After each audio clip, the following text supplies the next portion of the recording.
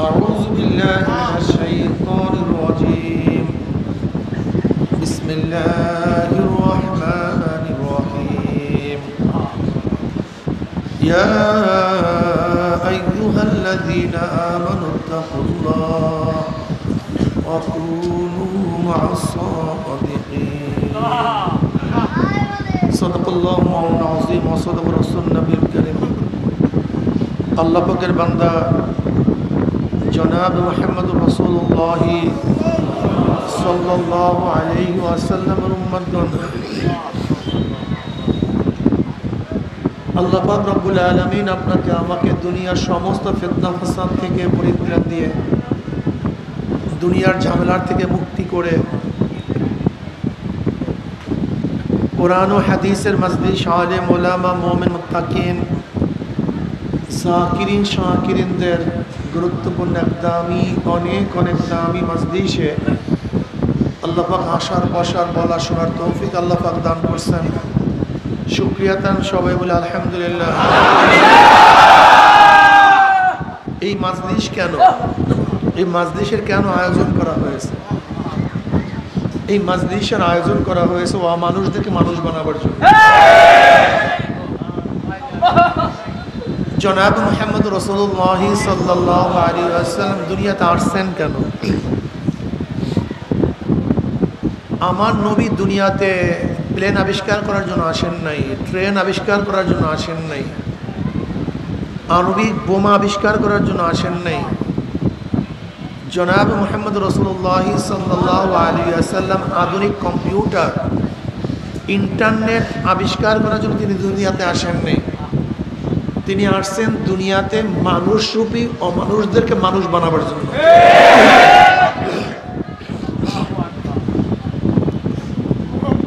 এই অবয়বের নাম কিন্তু আসলে মানুষ না, এটা মানুষের একটা সূরত, এর নামই মানুষ না। আমাদের মধ্যে যে গুণগুলি আছে এই গুণগুলির মাধ্যমে কিন্তু মানুষ হয় না। আমরা দেখি, দেখার নামই মানুষ না। আমরা বলি, বলার নামই মানুষ না। আমরা শুনি, শোনার নামই মানুষ না। আমরা খাই, খাওয়ার নামই মানুষ না। আমাদের যৌনতা আছে, যৌন চাহিদা মিটাবার নামই মানুষ না। আমাদের ছেলে মেয়ে আছে, ছেলে মেয়ে জন্ম দেয়া এটার নামই মানুষ না। বংশ বৃদ্ধি করার নামই মানুষ না। ভালো খাওয়ার নামই মানুষ না। যদি এই ইন্দ্রিয়গুলির নামই মানুষ হইতো, ইন্দ্রিয়গুলি আমাদের চেয়ে পশুদের অনেক বেশি সবল। আমরাও দেখি, একটা শকুনও দেখে। আমাদের চোখের পাওয়ার সীমিত। একটা শকুনের চোখের পাওয়ার জানেন 350 মাইল। 350 মাইল দূরে একটা শকুন দেখতে পারে। আপনার বাড়ির দরজায় বিলের মধ্যে, কোলার মধ্যে গরু মারা গেছে, আপনি কি শকুন বেচারাকে টেলিফোন টেলেক্স ফ্যাক্স করছিলেন নাকি, ভাই জলদি আসো তোমার জন্য খানা তৈয়ার? ও জানলো কিভাবে? ও আকাশে উঠছে, ডাইনে 350, বামে 350, সামনে 350, পিছনে, বুঝেন তো? ডাইনে 350, বামে 350, 350 কত হয়? 700, 700, 1400 একই সাথে দেখতে পারে। কথাটা বুঝতে পারিনি? এখানে উড়বে, ওইদিকে ক্যালকাটা, আসাম, ত্রিপুরা, ওইদিকে বঙ্গোপসাগর, সব এক নজরে দেখতে পারে। এই যে কবুতরগুলি দেখেন না, কবুতরগুলি উঠতে থাকে আকাশের মধ্যে। আমরা কাছের থেকে একটা ধান যেই পরিমাণের দেখি, যেই পরিমাণের বড় দেখি একটা ধান, ওই কবুতর যে উঠতেছে না, ওখান থেকে ওই পরিমাণের দেখে। নাহলে বনের মধ্যে ধান পড়া আছে, ও দেখলো কিভাবে, জানলো কিভাবে? এতটুকু বোঝেন না কেন? আমরা অন্ধকারে দেখে, আলোতে দেখি না। একটা কুকুর, বিড়াল অন্ধকারেও দেখে, আলোতেও দেখে। আমরা বুড়া হয়ে গেলে চশমা ছাড়া দেখি না, কিন্তু জানোয়াররা তো চশমা ছাড়াই দেখে। তা চোখের পাওয়ার আমাদের সে জানোয়ারের বেশি না কম রে ভাই? অথচ চোখ নিয়ে আমরা কত ডাক্তার, কত বিজ্ঞান, কত সাধনা, অথচ জন্মগতভাবে জানোয়ার পশু আমাদের চেয়ে অনেক বেশি চক্ষুওয়ালা, চক্ষু তাদের অনেক শক্তিশালী। আমার চেয়ে আপনার চেয়ে একটা কানের শক্তি কুকুরের অনেক বেশি। শুকনো একটা পাতা পড়লে আপনার আমার কান ধরতে পারে না কিসের আওয়াজ, কিন্তু কুকুর দেখবেন মাথা নাড়া দিস, মারাত্মক কানের আওয়াজ, কানের পাওয়ার খুব মারাত্মক। আপনার চেয়ে আমার চেয়ে বিড়ালের কানের পাওয়ার অনেক বেশি, বেশি না কম? অনেক বেশি। হরিণের কানের পাওয়ার আপনার চেয়ে আমার চেয়ে অনেক বেশি। যদি কানের পাওয়ারের নামই মানুষ হয়, তা আমার চেয়ে তো কুকুর ভালো মানুষ, বিড়াল ভালো মানুষ। নাকের শক্তি আপনার চেয়ে আমার চেয়ে কুকুরের অনেক বেশি। এই রুমের মধ্যে কে হত্যা করছে, কে চুরি করছে, আপনার এবং আমার নাক নির্বাচন করতে পারবে, ইনভেস্টিগেশন করতে পারবে না। কিন্তু একটা কুকুর এখানে ঢোকার পরে 300, 350, 400 কিলোমিটার দূরে গিয়েও কোন ব্যক্তি ঢুকছে তাকে নির্বাচন করতে সক্ষম। এই ব্যাগের মধ্যে কি আছে আপনার আমার নাক বলতে পারে না, কিন্তু একটা কুকুরের নাক বলতে পারে। ডগ স্কোয়াড দেখেন না, প্রত্যেকটা সেনাবাহিনীর কাছে ডগ স্কোয়াড থাকে। তার নাকের ঘ্রাণ আমাদের চেয়ে আপনার চেয়ে মাছিরও তো বেশি। এখানে কোনো মাছি নাই, কাঁঠাল ভাঙ্গেন কি অবস্থা আসছে কিভাবে? আরে ভাই মশারও তো বেশি। একটা মশা তো 40 গজ 80 হাত দূরের থেকে নির্বাচন করতে পারে কার রক্ত তার জন্য অ্যাপ্রোপ্রিয়েট, সুস্বাদু। এর জন্য দেখবেন 10 জন লোক এক জায়গায় বসা, সবার গায়ে কিন্তু মশা পড়ে না, একজনের গায়ে বেশি পড়ে। খাস করে বিদেশ থেকে যারা আসবে, যে বিদেশ থেকে যে বাচ্চারা আসবে, দেখবেন আপনার বাচ্চাদের মাঝে বসায় রাখবেন, মশা আপনার বাচ্চার দিকে যাবে না, খালি ওর দিকে ঘুরা ঘুরা কামড়াইবে। কেন? ওর রক্তের মধ্যে এখনো জার্ম কম। এর জন্য দেখবেন বিদেশি যে কোনো বাচ্চা নিয়ে আসেন, ওর গায়ের মধ্যে খালি মশা ঢুকে।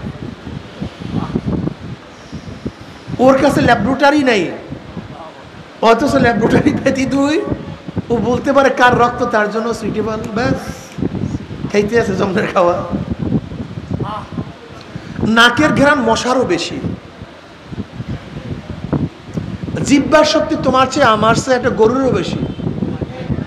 তুমি আমি অন্ধকারে খাই, পিঁপড়া খাই না পোকা খাই, জিহ্বা বলতে পারে না। কিন্তু খড়ের মধ্যে, কুটার মধ্যে, নাড়ার মধ্যে যদি একটা শুকনা কচুর ডাটা ঢুকাইয়া দেন, দেখবেন গরু চাবান দেবে না, অমনি জিহ্বা দিয়ে ধাক্কায় ফেলাইয়া দেবে।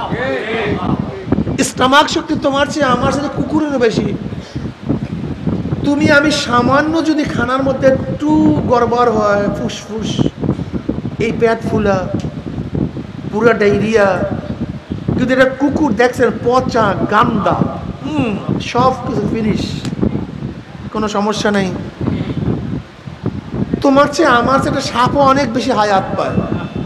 তুমি আমি হায়াত পাই 60, 70, 80, আর 50 বছর, 50-এর পরে তো আর ঝামেলার শেষ নেই। এই diabetes, heart disease, blood pressure, উঠতে পারি না, নড়তে পারি না, মাথা ব্যথা, কোমর ব্যথা। অথচ একটা সাপ হায়াত পায় 350 বছর, একটা গুই সাপ হায়াত পায় 700 বছর, একটা কাঁচি প্রায় হায়াত পায় 1000 বছর। তোমার চেয়ে আমার চেয়ে শরীর তো একটা হাতিরও অনেক বেশি, একটা তিমি মাছের অনেক বেশি। একটা তিমি মাছ এক গ্রাসে কয়েক টন খাদ্য খায়। তুমি আমি বাজার থেকে পচা মাছ খাই, তিমি মাছ সবসময়, কথা বলেন না কেন, তাজা।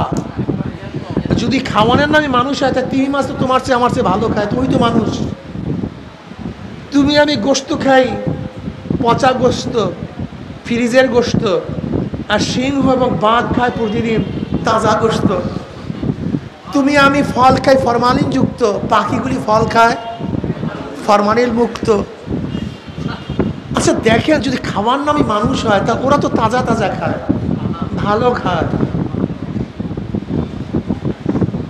ওদের অসুখ বিসুখও কম, সবই বেশি, হায়াতও বেশি। পঞ্চ ইন্দ্রিয় শক্তি আমাদের চেয়ে ওদের অনেক বেশি। চোখের পাওয়ার বেশি, কানের শক্তি বেশি, নাকের শক্তি বেশি, জিহ্বার শক্তি বেশি, ত্বকের শক্তি বেশি। এরপর আপনি এবং আমি এত দামি হওয়ার কারণ কি? এত দামি হওয়ার কারণ কি? আব্বাজান রহমতুল্লাহ চমৎকার একটা ঘটনা বয়ান করছেন। আমাদের বরিশালের মানুষের সাধারণ লঞ্চে চলাফেরা করতাম, এখন তো ধরেন বিভিন্ন পথ। তৎকালীন সময় বরিশালে যারা গেছেন, এখানে বরিশালের মানুষ বহুত আছে।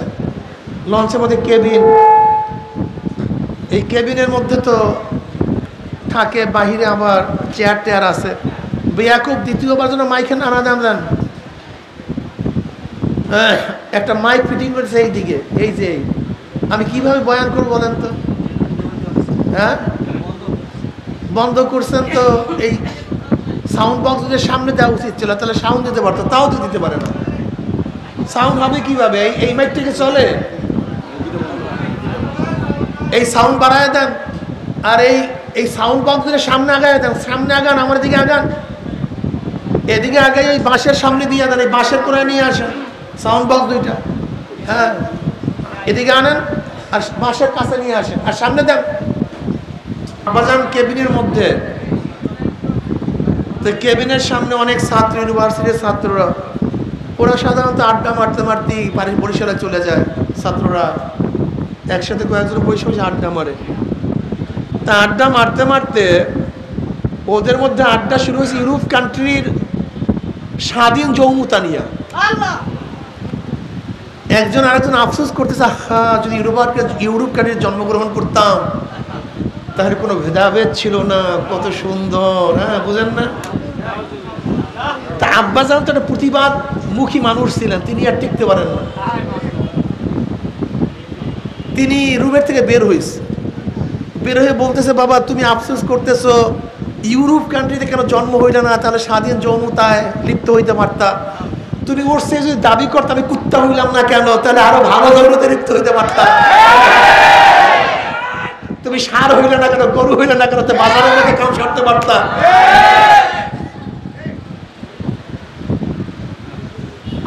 দেখেন মানুষের মেন্টালটা কি, চিন্তা ভাবনা কি। যেখানে যেই সময় যখন যতটুকু ইসলাম থেকে মানুষ দূরে চলে গেছে, সেখানে সেই সময় যেই ওই জমানায় ওই জায়গায় অতটুকু সমস্যার সৃষ্টি হয়েছে। খুব ভালো মতো বুঝবেন জ্ঞানীরা। আজকে ইউরোপ কান্ট্রির অনুসরণ আমরা করি। আপনি কি জানেন ইউরোপ কান্ট্রির অবস্থাটা কি? বিশ্বের মধ্যে টেকনোলজির দিক থেকে সবচেয়ে আপগ্রেড কে? জাপান। এই জাপানের অবস্থা জানেন? জাপানের অবস্থা জানেন? সবচেয়ে আত্মহত্যার হার বেশি। এবং জাপানে এই অবস্থা চলছে যে মানুষ রুমের মধ্যে মারা যায়, দেখার মতো কেউ নাই। এরপরে প্রশাসনের লোক জানার পরে তাকে রুমের থেকে গন্ধ বের হয়েছে, এরপরে প্রশাসন নিয়ে আসে। এই হইল তাদের অত্যাধুনিকতা। আমেরিকার মধ্যে সবচেয়ে বেশি আত্মহত্যা। ইউরোপ কান্ট্রির মানুষগুলি, মেয়েগুলি এখন আর বাচ্চা ধারণ করতে চায় না। আমরা বাচ্চা ধারণ করব না। ইউরোপ কান্ট্রির কোন যুবক ছেলেরা কোনো বাপ মার কথা মানে না। যেটা আমাদের বাংলাদেশে শিক্ষা দেওয়ার জন্য শিক্ষা সিলেবাসে সংযুক্ত করা হয়েছে যে মুরব্বীদের কথা মানা যাবে না, এটা পড়ানো হচ্ছে বর্তমানে। ইউরোপ কান্ট্রির 80% বিবাহ বা তার চেয়ে বেশি 90% বিবাহ টিকে না। যেই 10% 20% টিকে, তার মধ্যে কোনো মহব্বত ভালোবাসা বলতে কিছু নাই। ছেলে মেয়ে বাপ মাকে মহব্বত বলতে কি জিনিস জানে না। বাপ মা মারা গেলে, ছেলে মেয়ে যখন শুনে বাপ মা মারা গেছে, তখন আসিয়া 3 মিনিট বাস চুপচাপ চলিয়া যায়। কমপক্ষে বাঁদরের একটা বাচ্চা মারা গেলেও বাঁদরটা কয়েকদিন কাঁদে। বিড়ালের বাচ্চাটা মারা গেলেও বিড়ালটা ম্যাও ম্যাও ম্যাও ম্যাও ম্যাও ম্যাও করতে থাকে। একটা ভালোবাসা মহব্বত ওদের মধ্যে আছে। কিন্তু এই মানুষ রূপী জানোয়াররা তার বাপ মা মারা গেলেও সামান্য করে চোখের থেকে পানি পড়ে না। আজকে রাশিয়া ডিক্লেয়ার দিছে, মেয়েরা বাচ্চা নিবা সরকার টাকা দিবে, কিন্তু বাচ্চা কেউ নেয় না। এরকম চলতে থাকলে দেখবেন একদিন দুনিয়া শেষ।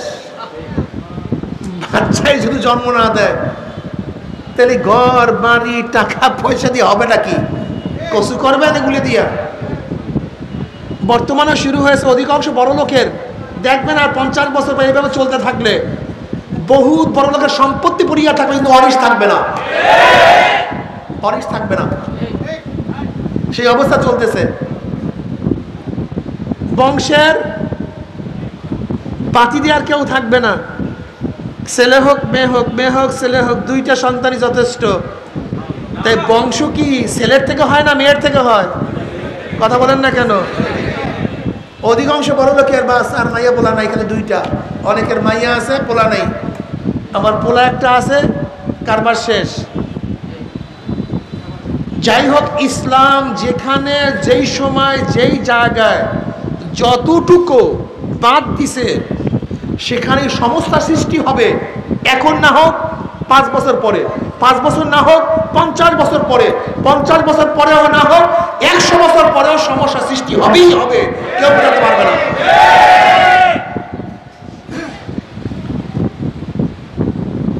কাজে অবয়বের নাম মানুষ না, এই মানুষরূপী জানোয়ারদেরকে, অমানবদেরকে মানুষ বানাবার জন্য জনাবে মুহাম্মদ রাসূলুল্লাহ সাল্লাল্লাহু আলাইহি ওয়াসাল্লাম দুনিয়াতে আসছেন।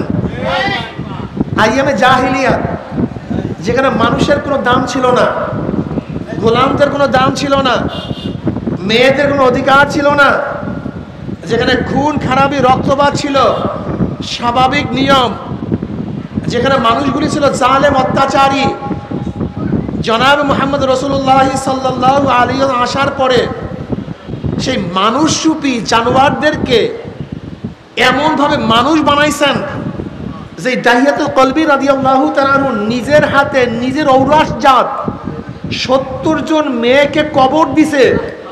সেই দাহিয়াতুল কলবি নবী আলাইহিস সালাতু ওয়াস সালামের সোহবাতে আসার পরে এমন দামি মানুষ হয়ে গেছে, জিবরাইল আলাইহিস সালাতু অধিকাংশ সময় দাহিয়াতুল কলবির সূরাতে দুনিয়াতে আসতেন।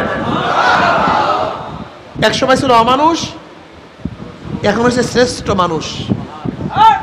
ওমর ইবনে খাত্তাব রাদিয়াল্লাহু তাআলা আনহু, যিনি জনাবে মুহাম্মদ রাসূলুল্লাহ সাল্লাল্লাহু আলাইহি ওয়াসাল্লামের সের মোবারক নাঙ্গা তলোয়ার নিয়ে উচ্ছেদ করার জন্য রওনা করছেন, কিন্তু জনাবে মুহাম্মদ রাসূলুল্লাহ সাল্লাল্লাহু আলাইহি ওয়াসাল্লাম আসার পরে ওমরের অবস্থা কি?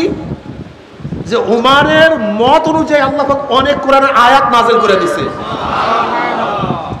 ওমরের অবস্থা কি? ওমর আদেশ করে মদিনার মেম্বারে বসিয়া বাতাস তার আওয়াজ পুষে যায় সিরিয়ার মধ্যে। ওমর পানির কাছে চিঠি লেখে, চিঠি পড়তে দেরি, নদীর মধ্যে জোয়ার সৃষ্টি হইতে দেরি হয় নাই। ওমরের অবস্থা কি? তার জমানায় মদিনার মধ্যে একবার ভূমিকম্প হয়েছিল, ওমর রাদিয়াল্লাহু তাআলা লাঠি দিয়ে মাটির উপরে বাড়ি মারছে, আম মাটি নদী ভূমিকম্প থামিয়া গেছে। এগুলো ওমর। অথচ এক সময় ছিল অমানুষ, নবীর সোহবাতে আসিয়া হইছে বুঝেন কিছু। নবী দুনিয়াতে আসছেন কেন? অমানুষদেরকে মানুষ বানাবার জন্য, জাহান্নামে থেকে জান্নাতে নেওয়ার জন্য। যাদের মধ্যে কলিজা ছিল না, হৃদ্রতা ছিল না, মুহাব্বত ছিল না, ভালোবাসা ছিল না, শাফকাত ছিল না, আল্লাহ পাকের নবী তাদের মধ্যে এমন মুহাব্বত সৃষ্টি করেছেন, ওয়ায়ুসিরুনা আলা আনফুসিহিম ওয়ালাউ কানা বিহিম খাসাসা, যে মানুষগুলি একসময় নিজেদের স্বার্থ ব্যতীত কিচ্ছু বুঝতো না, কিন্তু জনাবে মুহাম্মদ রাসূলুল্লাহ সাল্লাল্লাহু আলাইহি ওয়াসাল্লাম আসার পরে তাদের অবস্থাটা কেমন হয়েছে? এক যুদ্ধের মধ্যে এক সাহাবী ডাক দিছে পানি, তার চাচা ওই দৌড় দিয়া তার কাছে পানি নিয়ে গেছে, পানি পান করবে, মুখের কাছে নিছে। এর মধ্যে আরেকজন ডাক দিছে পানি। ওই ব্যক্তি বলছে আমার পানির বেশি প্রয়োজন না, আমার ভাইয়ের বেশি পানির প্রয়োজন, তোমরা তার কাছে পানি নিয়ে যাও। দ্বিতীয় ব্যক্তির কাছে পানি নিয়ে গেছে, দ্বিতীয় ব্যক্তি পানি পান করবে, মুখের কাছে নিছে। এর মধ্যে আর এক জায়গা থেকে ডাক আসছে পানি। দ্বিতীয় ব্যক্তি বলছে আমার বেশি পানির প্রয়োজন না, আমার ভাইয়ের বেশি পানির প্রয়োজন, তার কাছে পানি নিয়ে যাও। তৃতীয় ব্যক্তির কাছে পানি নিয়ে গেছে, গিয়া দেখে সে আর দুনিয়াতে নাই, আল্লাহর ডাকে সাড়া দিয়া তার কাছে চলে গেছে। আসছে দ্বিতীয় ব্যক্তির কাছে, দেখে সেও দুনিয়াতে নাই, সেও শহীদ হয়ে গেছে। আসছে প্রথম ব্যক্তির কাছে, দেখে সেও নাই, সেও শহীদ হয়ে গেছে। কি বুঝলেন? আল্লাহ পাক বলে ওয়ায়ুসিরুনা আলা আনফুসিহিম ওয়ালাউ কানা বিহিম খাসাসা। মুমিনের চরিত্রতে এইভাবে যে নিজেদের ধ্বংসের মুহূর্তেও তারা নিজের চেয়েও তার ভাইকে বেশি প্রাধান্য দেয়।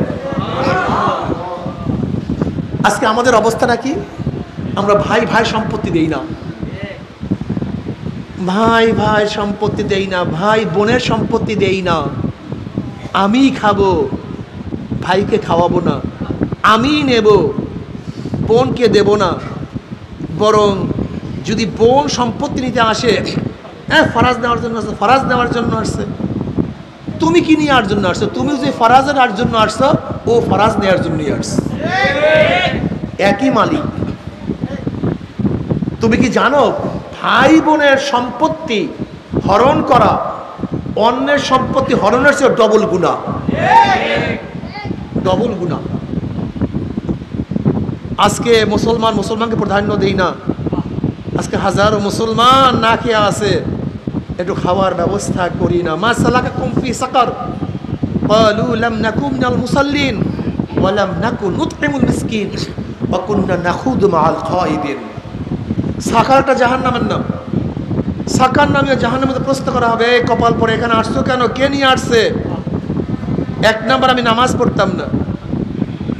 দ্বিতীয় নাম্বার, ওয়া লাম নাকু নুতইমুল মিসকিন, আমি গরিবদেরকে খাওয়াইতাম না। আমার ছেলের বিবাহে, মেয়ের বিবাহে তো বহুত খরচ করছি, কিন্তু পাশের বাড়ির গরিব মেয়েটাকে বিবাহ দেওয়ার জন্য একটা কাপড়ের ব্যবস্থা করিনি। আমার মেয়ে ছেলের তো হাজারো ধরনের ডিজাইনের পোশাক ছিল, পাশের বাড়ির গরিব বাচ্চাটা সারা রাত্র শীতে কাতরাইছে, একটা সোয়েটারের ব্যবস্থা করি নাই। আমার মেয়ে ছেলের বাজার তো সিঙ্গাপুর আমেরিকাতে হতো, কিন্তু পাশের বাচ্চার গরিব বাচ্চাটা সারা রাত্র বিছানা বিহীন ঘুমায় আছে, একটা খাতার ব্যবস্থা করতে পারি নাই, মশারির ব্যবস্থা করতে পারি নাই। আমার ঘরের মধ্যে হাজারো মরমর পাথরের বিল্ডিং ছিল, কিন্তু পাশের বাড়ির গরিবের জন্য একটা টিনের ব্যবস্থা আমি করতে পারি নাই। আমি সিঙ্গাপুরে আমেরিকায় গিয়া চিকিৎসা করতাম, কিন্তু পাশের বাড়ির গরিব প্যারাসিটামলের অভাবে পেটের ব্যথা সারা রাত্র কাঁদতাইছে, একটা প্যারাসিটামল ট্যাবলেটের ব্যবস্থা করতে পারি নাই। মুমিনের চরিত্র ইউসিরুনা আলা আনফুসিহিম ওয়ালাউ কানা বিহিম খাসাসা। মুমিন তো তার খানা ভাগ ভাগ করিয়া খাওয়ার। আলিউল মুর্তজা রাদিয়াল্লাহু তাআলা ইফতারি করার জন্য বসছেন, পরিবারের সবাইকে নিয়ে ইফতারের জন্য বসছেন। ইফতারি করবেন, কিছু সময় বাকি, এর মধ্যে একজন সাহেল, একজন ভিক্ষুক আসিয়া বলে, রুটি, আমাকে রুটি দাও। আলিউল মুর্তজা রাদিয়াল্লাহু বললেন হাসান রাদিয়াল্লাহু তাআলা আনহুকে, যাও আমার বড় সন্তান, আমার বড় সাহেবজাদা, একজন ভিক্ষুক আসছে, তাকে আমার রুটি দিয়ে আসো, আমি পানি দিয়ে ইফতারি করব। আমার চেয়ে মনে হয় তার ক্ষুধা অনেক বেশি, তুমি তাকে রুটি দিয়ে আসো। হযরত হাসান রাদিয়াল্লাহু দাঁড়াইলেন, দাঁড়াবার পরে আলিউল মুর্তজা রাদিয়াল্লাহু তাআলা রুটি নিয়ে নিলেন। এরপর বলেন, আব্বাজান, আপনি আপনার রুটি দান করছেন, আপনি ইজাজত দিলে আমি আমার রুটি সাহেলকে দান করতে চাই, আমিও পানি দিয়ে ইফতার করব। আলিউল মুর্তজা রাদিয়াল্লাহু, মাশাআল্লাহ, এর মধ্যে ইজাজতের কি আছে, তুমি তোমার রুটি দান করিয়া দাও। এর মধ্যে তার ছোট সন্তান হুসাইন রাদিয়াল্লাহু, ইয়া আব্বাজান, আপনি ইজাজত দিলে আমার রুটি আমি সাহেলকে দান করতে চাই। বলে মাশাআল্লাহ, এর মধ্যে ইজাজতের কি আছে, দিয়া দাও। এর মধ্যে জনাব মুহাম্মদ রাসূলুল্লাহ সাল্লাল্লাহু আলাইহি ওয়াসাল্লাম কোলে যে ব্যক্তি বড় হয়েছে, নবী আলাইহিস সালাতু ওয়াস সালাম দান দক্ষিণা যে নিজের চোখে দেখছে, ফাতেমা রাদিয়াল্লাহু আনহা বললেন, আপনি ইজাজত দিলে আমার রুটিও আমি ওই ভিক্ষুকে দান করতে চাই, আমিও পানি দিয়ে ইফতারি করব। আলিউল মুর্তজা রাদিয়াল্লাহু বলেন, মাশাআল্লাহ, তে ইজাজতের কি আছে, দিয়া দাও। এর মধ্যে তাদের লিউন্ডি বান্দি ফুলজা রাদিয়াল্লাহু তাআলা বললেন, আপনারা সবাই আপনাদের রুটি দান করছেন, আপনারা ইজাজত দিলে আমার রুটি আমি দান করতে চাই, যেন গোটা দুনিয়ার মানুষ জানে যে শুধু নবীর পরিবারই দান করে না, তার সাথে যারা গোলামি করে তারাও দান করে। ইসলাম যে কত সুন্দর, ইসলাম কত যে ভালো। এ আমার যুবক বাবারা, আজকে আমাদের সম্পত্তির অবস্থা কি, বাংলাদেশের সম্পত্তির অবস্থা কি, আর ইসলামের যুগের সম্পত্তির অবস্থাটা কি? আবু বকর সিদ্দিক রাদিয়াল্লাহু তাআলা আনহু একজন সাধারণ মানুষ যেই পরিমাণের বাইতুল মাল থেকে ভাতা পাইতেন, আবু বকর সিদ্দিক রাদিয়াল্লাহু তাআলা ওই পরিমাণের ভাতা নিতেন। একদিন তার স্ত্রী বলতে আছে, আমার খুবই মিষ্টি খাইতে মনে চায়, বলে টাকা কোথায় পাবো? আমার কাছে টাকা নাই, বর্ধিত মিষ্টি কেনার মতো টাকা আমার কাছে নাই।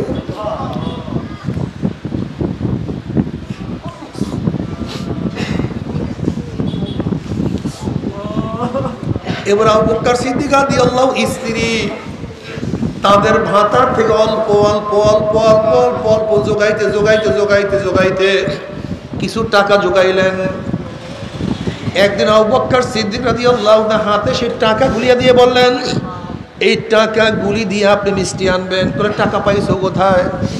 বলে আমাদের কাছে ভাতা দেয়, সেই ভাতার থেকে অল্প অল্প অল্প অল্প যোগাইতে যোগাইতে কিছু টাকা সংগ্রহ করছি।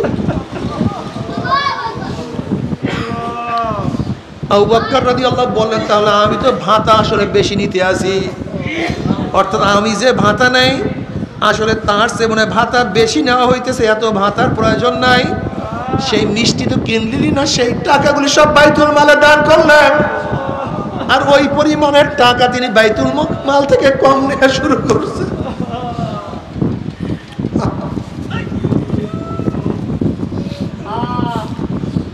এরপর তার খেলাফতের আমলে যেই পরিমাণের টাকা তিনি বাইতুল মাল থেকে সংগ্রহ করছিলেন, তার ছেলেকে বলছে, আমার অমুক সম্পত্তি বিক্রি করিয়া সেই বাইতুল মালের টাকা দিয়া দিও, আমার কাছে ভালো লাগে না, আমি বাইতুল মালের টাকা নিছি, আমার কাছে ভালো লাগে না। এই হলো আমাদের মুসলমানদের অবস্থা। আর বর্তমানে আমাদের প্রাইম মিনিস্টারের অবস্থা, তার পিওনও 200 কোটি টাকার মালিক, বেশি না, 200 কোটি টাকার মালিক তার পিওন, হেলিকপ্টারে ঘুরে। আর মুসলমান ইসলাম কি জিনিস জানলা না, ইসলাম কি জিনিস বুঝলা না, ইসলামের মায়া মুহাব্বত শফকাত উলফত ভালোবাসা জানলা না, ইসলাম কি যে মজা, ইসলামের সে মজা কিছু হইতে পারে না। ইসলাম মানুষকে কুকুর বানায় না, ইসলাম মানুষকে বাঘ বানায় না, ইসলাম মানুষকে সাপ বানায় না, ইসলাম মানুষকে মানুষ বানায়। কারণ আমাকে সবাই ভয় পায়, কেন তোমাকে ভয় পাবে কেন? তুমি কি কুকুর নাকি, পাগলা কুকুর নাকি? মানুষ পাগলা কুকুরকে ভয় পায়, মানুষকে মানুষ ভয় পাবে কেন? তুমি কি হিংস্র প্রাণী নাকি, মানুষ তোমাকে ভয় পাবে কেন? তুমি কি হিংস্র প্রাণী নাকি? তুমি কি জাতি সাপ, বিষাক্ত সাপ নাকি, তোমাকে মানুষ কেন ভয় পাবে? আজকে মানুষ মানুষকে ভয় পায়, তার ভয়ে, মহাব্বতে না ভয়। একটা হলো মহাব্বতের ভয়, আর একটা হলো জুলুমের ভয়। সন্তান বাবাকে ভয় পায়, জুলুমের না মহাব্বতের। সন্তান মাকে ভয় পায়, জুলুমের না মহাব্বতের। ছাত্র ওস্তাদকে ভয় পায়, জুলুমের না মহাব্বতের।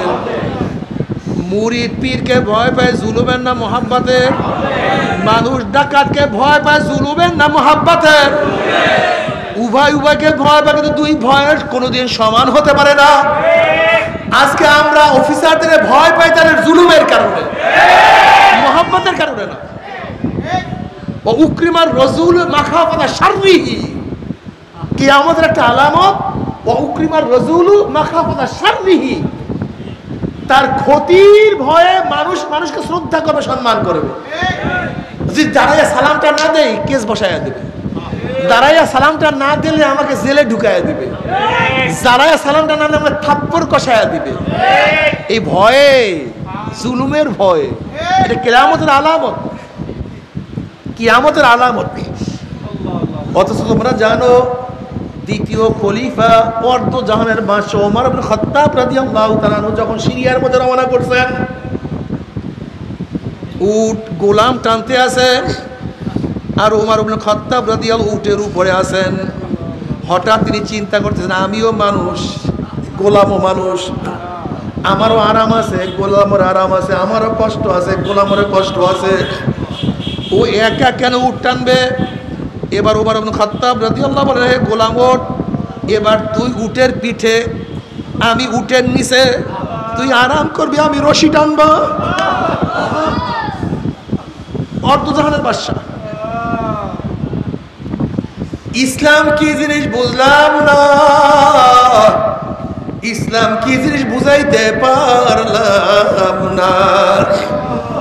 বাবারে তুমি সারাদিন কষ্ট করো, হাজারো চিন্তা তোমার মাথার মধ্যে আছে, নামাজে দাঁড়ায়া যাও, দেখবা খালি মজার মজা, শুধু মজার মজা।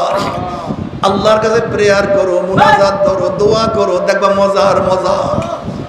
তুমি হাজারো অস্থিরের মধ্যে আসো, মুনাজাত ধরিয়া চোখের পানি ছাড়িয়া দাও, আল্লাহর কাছে মনের থেকে বলতে থাকো, দেখবা মজা আর মজা।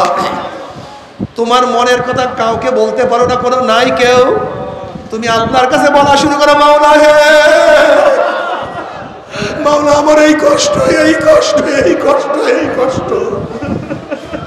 তুমি মাওলাকে বন্ধু বানাও, মাওলাকে মুহাব্বত করো, মাওলাকে ভালোবাসো, মাওলাকে অভিভাবক বানাও, মাওলাকে উকিল বানাও। মাওলার কাছে তুমি বলো, মাওলা রে, মাওলা রে, আমার মাওলা রে, আমার মাওলা ডাক দিয়ে উদউনি আস্তাজিব লাকুম, বান্দা আমার কাছে দোয়া কর, আমি তোদের দোয়া কবুল করব। আমার কাছে চা চা, আমি তোদেরকে দিয়া দেব। আমাকে সিজদা কর, আমি কুদরতি পাওটা তোর কপালের নিচে বিছাইয়া দেব।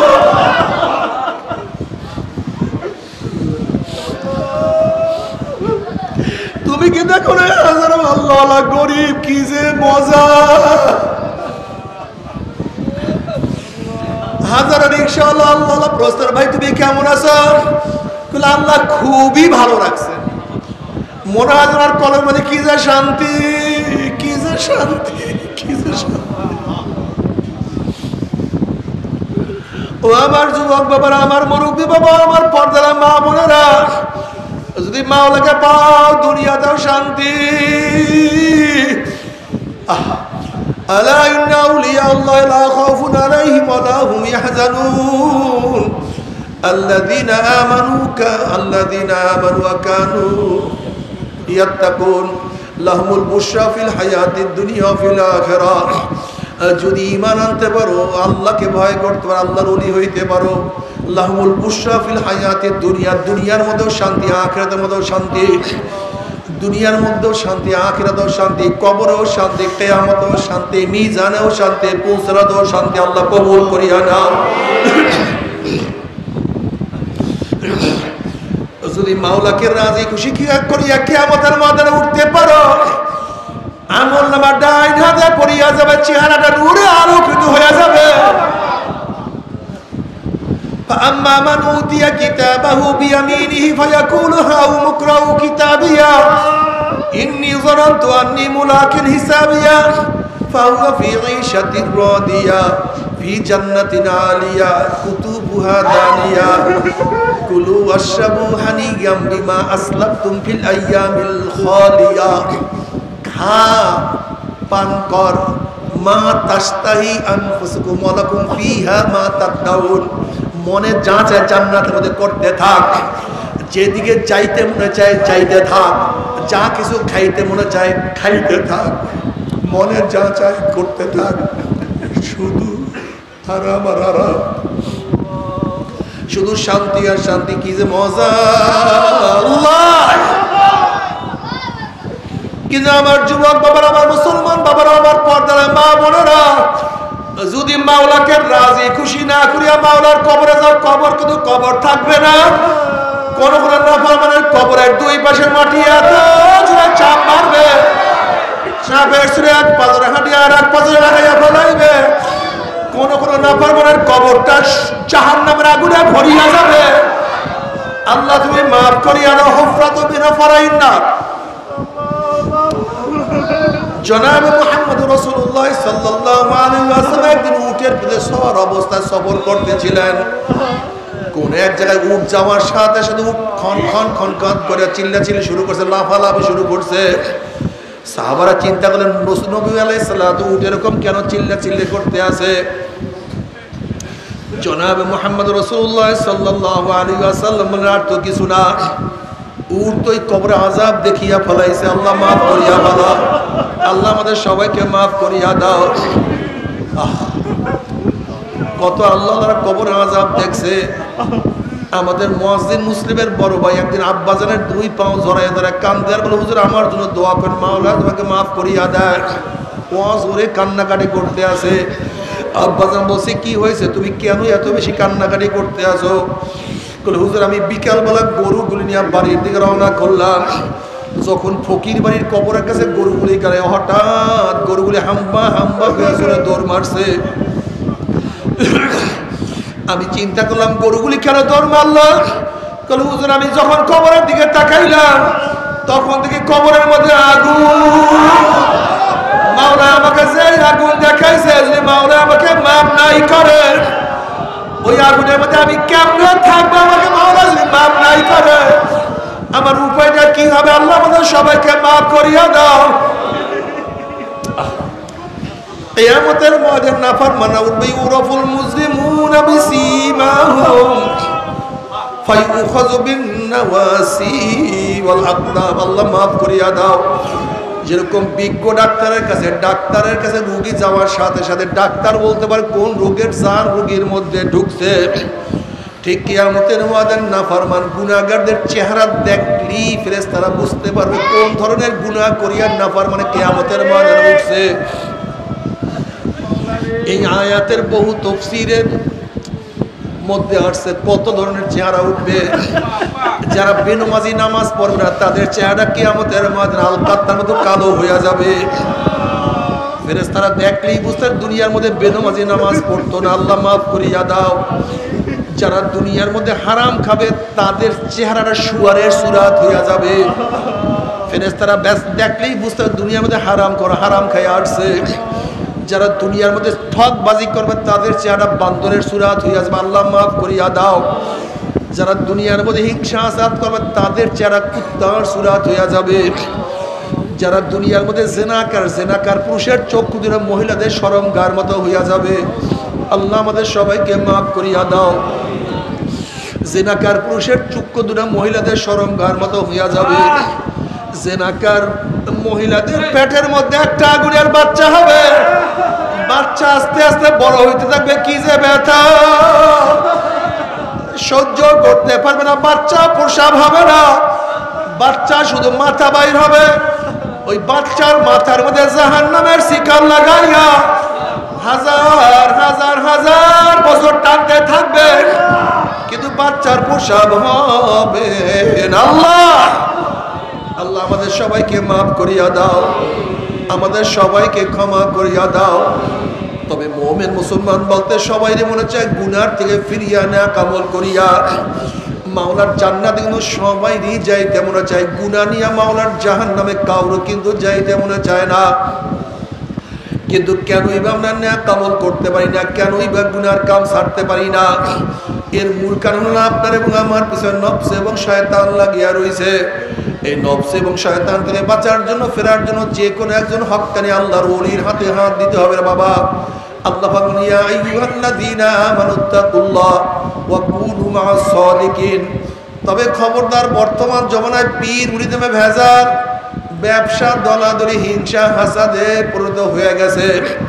সমস্ত আল্লাহর ওলির একমত যেই পীরের 5 জন মুরিদের মধ্যে কমপক্ষে 3 জনকে দেখবেন আলহামদুলিল্লাহ সুন্নাত মুআফিক আমল আকলাক মজবুত হয়ে যাইতে আছে, গুনার কাম ছাড়তে আছে, নেকের আমল ধরতে আছে, কলব নরম হইয়া চোখে পানি আসতে আছে। বিরিকতন নাম কি, ফলে পরিচয়। বাবারে একা একা ইবাদত করা যায় না, একা একা ইসলাম পালন করা যায় না। চরমরাই যাওয়ার তোমার কোনো দরকার নাই, কোনো দরকার নাই, কোনো দরকার নাই।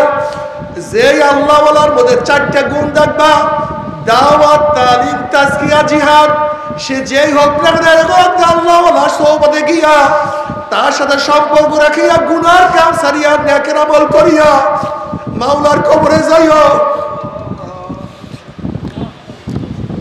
চোখের পানি নিয়ে কান্দিয়া কান্দিয়া তারপর মাওলার কবরে যাইও।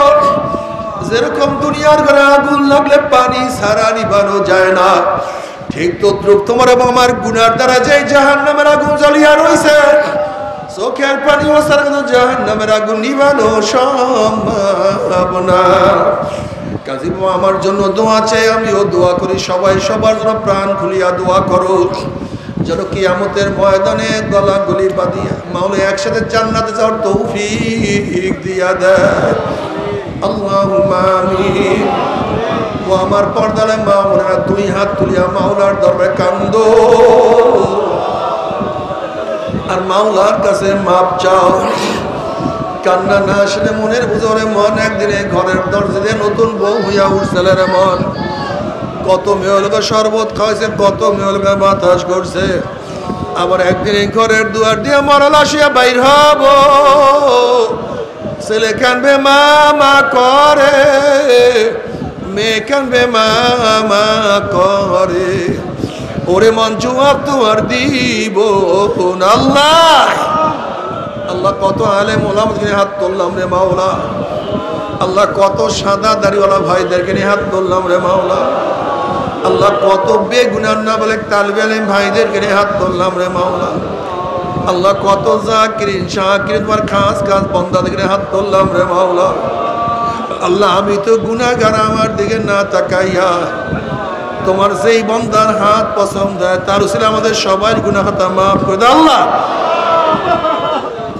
আল্লাহ তুমি মাফ করবাই না, ক্ষমা করবাই না, তাহলে তোমার বন্দার এখানে কেন আসছে, কি পাওয়ার জন্য আসছে, কি চাওয়ার জন্য আসছে?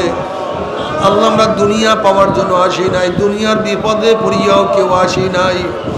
কেউ নামাজ কাজা করিয়া ফেলাইছি, কেউ রোজা সারিয়া দিছি, কেউ বেপরদা অপকর্মের মধ্যে লিপ্ত হয়ে গেছি, কেউ হারাম কবিরা গুনাহ করিয়া ফেলাইছি। আল্লাহ আমরা জাহান্নামের কাজ করিয়া ফেলাইছি।